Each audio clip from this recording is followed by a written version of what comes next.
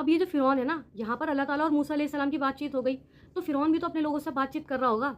वो भी तो अपने लोगों को इकट्ठा कर रहा होगा ना, कि हम भी तो कुछ स्ट्रैटेजी बनाएँ। तो ये क्या-क्या स्ट्रैटेजी बनाएगा, क्या-क्या आर्गुमेंट देगा, वो अब हम देखेंगे। ये बेसिकली 4 आर्गुमेंट देगा, जिसमें से पहला आर्गुमेंट है ये, आया नंबर 43.51, पहला आर्गुमेंट। अब ये क्या कह रहा है, माय पीपल।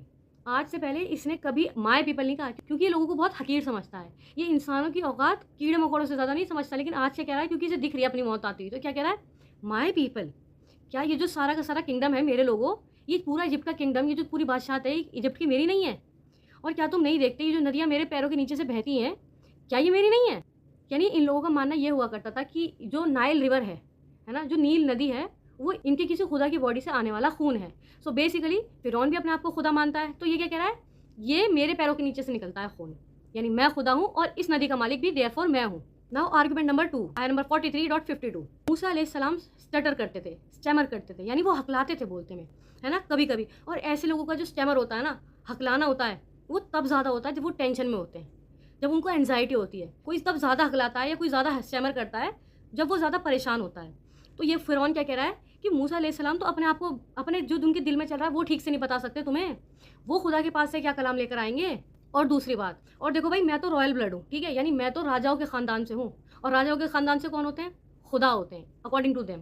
यानी इनकी जो फ़िलॉसफ़ी थी उसके अकॉर्डिंग इजिप्ट में जो भी राजा होता था वो खुदाओं का दूत होता था, या आधा इंसान और आधा खुदा होता था, ठीक है। तो मैं खुदा हूँ और मैं पूरी इन खुदाओं की बात तुम तक पहुँचा दूँगा। अब आता है तीसरा आर्गुमेंट। अब क्या बोलता है ये, मेरे पास गोल्ड की ब्रेसलेट है। गोल्ड की ब्रेसलेट है तो क्या करें, ठीक है, होंगे, लेकिन ये कहना क्या चाह रहा है कि मेरे पास गोल्ड है, therefore I am the one who can take care and manage the gold.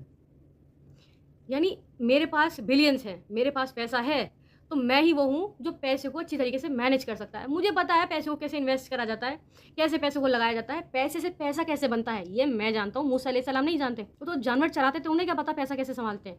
मैं जानता हूँ इकोनॉमी कैसे चलाई जाती है। लास्ट एंड फाइनल आर्गुमेंट, मूसा अलैहिस्सलाम एक रसूल हैं, खुदा ने उनको भेजा है, तो उनके साथ कोई एंजल क्यों नहीं आता, कोई उनके साथ उनके गार्ड्स वगैरह क्यों नहीं चलते। और जबकि तुम मुझे देखो, मैं फ़िरौन हूँ, मेरे साथ देखो, मैं कहीं भी जाता हूँ 10 लोगों का लश्कर हमेशा मेरे साथ चलता है, यानी मेरे 10 बॉडीगार्ड्स हमेशा मेरे साथ चलते हैं। मैं खुदा हूँ, तो इन खुदाओं ने मुझे, ये जो सारे 4 गॉड्स हैं, इन्होंने मुझे ये इतने सारे गार्ड्स दिए हैं।